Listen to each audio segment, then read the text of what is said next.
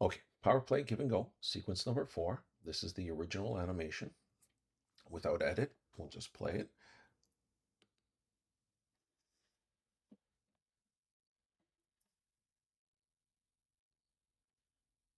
Players get into position.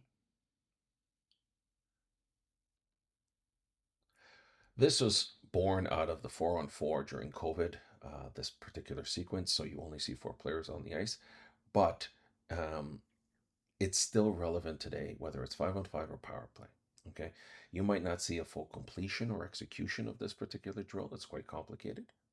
But you will see elements in a game. The more we practice this, you'll see the first part in a game, or the third part in a game, or the second part in the middle, somewhere in isolation during a game. So we practice it anyways. From down low, we pop it up to the D. D feels the pressure, sees open ice, drives the net. X2 pops out, and X3 takes advantage of the back door. Okay, so let's go into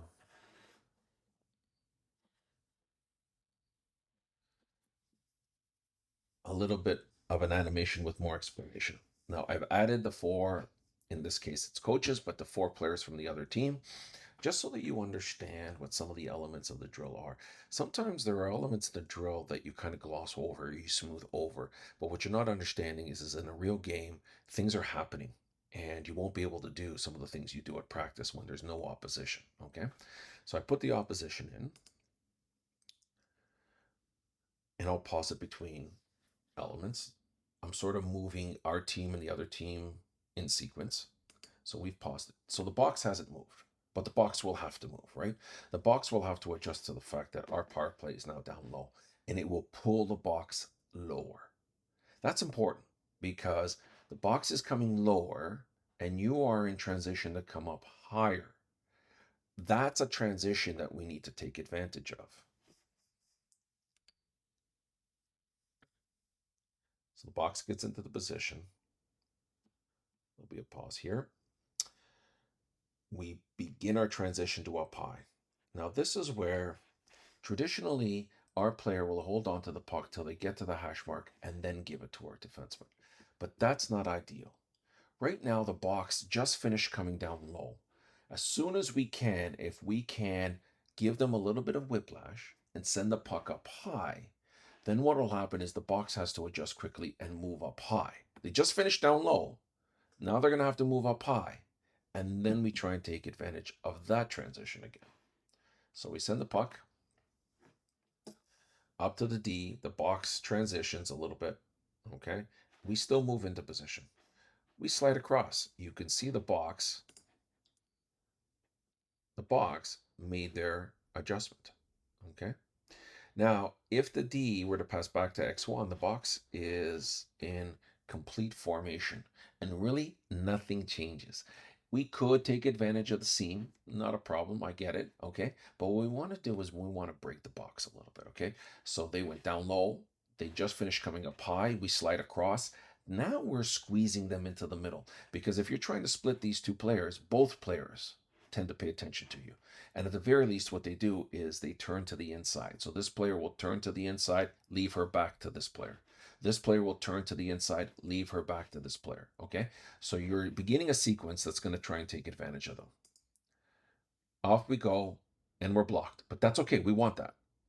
Puck is off before we get touched. Now you can see that the box is starting to adjust. And what you have is a box on the run. You're still heading to the net, about to take on the attention of this player. But this player is now circling back and has to make their way over here again. So they're scrambling.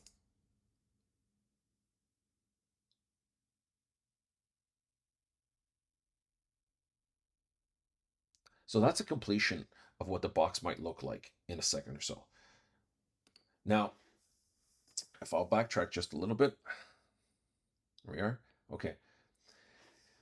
At practice, I had asked you not to stay still when you receive the puck here. I asked you sort of come up a foot or so, basically like one big stride up the boards, the half boards.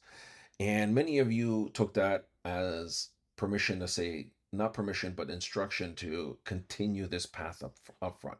But if you think about what's coming next, if we want to pass the puck to X3, the last thing we want to do is take attention and bring it up here. We want to keep attention on ourselves over here by the boards. We are spreading out their box. The box needs to pay attention to us right here because we have the puck. Do not bring them and get them to squeeze up into the middle again by sort of circling up over the top. Stay there. The problem is this: if we want to hit X3, this player gets in the way. If we stand still and have X3 come all the way over before they get into a passing lane, well, then X3 comes all the way past the edge or right on the edge of the box. We don't want that. We want to take advantage of the middle of this box. So X3's path should be here. But how can you pass the puck to this X3 in this area when this player's in the way? Well, there's only one way. You have to fix the angle yourself.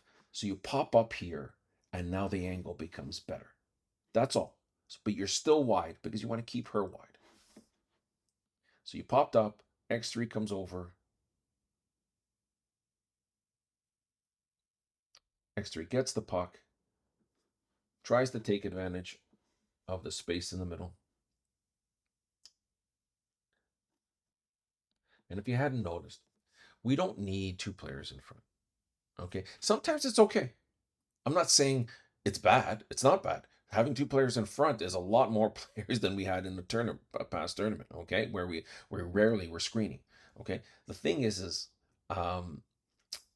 we want to overload them, spread out a little bit in some certain circumstances, so that they have to make a decision. If you were both in front, this one player could possibly just sit there and take on both of you. But by bumping yourself out to a backdoor position, you're forcing this player to make a decision. Do I cover X4 or do I cover X2? When the other team has to make a decision, it opens up opportunity for us. Now, I don't have it in the animation, but I want to take it one step further. What if this defenseman took on X2 and then this defenseman came and picked up X4? Well, all of a sudden we're all covered, right? And it's even Steven, but not really. That defenseman had to come over to X4, opens up this whole area right here. It's not the back door, we'll call it the front door, but it still has the same premise of the goalie is lined up to take on your shot. You should be looking at her before you make this pass. You should be looking at this player and the goalie and convince everyone that you're going this way with the puck. Okay. At the last second, you might go back door. But if this defenseman were to take off and cover X4 and this defenseman move here, then X1 would take off and fill this position. And then you'd be doing a bit of a front door chip in. Okay. In this case, we are looking for the back door. And away we go. Okay. So what are the elements in summary? The elements that we didn't quite understand the other night. Not in full, or at least it took us quite some time. One, when you get the puck, we want to make the pass early. We want to make the pass early because we want to take advantage of the box racing down to cover you. And then as the puck is moving, and it's usually faster than us skating, the box has to scream up to the top. And then when we hit a player off to the side or even get to the net, what you're doing is the puck is leading the box. It's ahead of the box.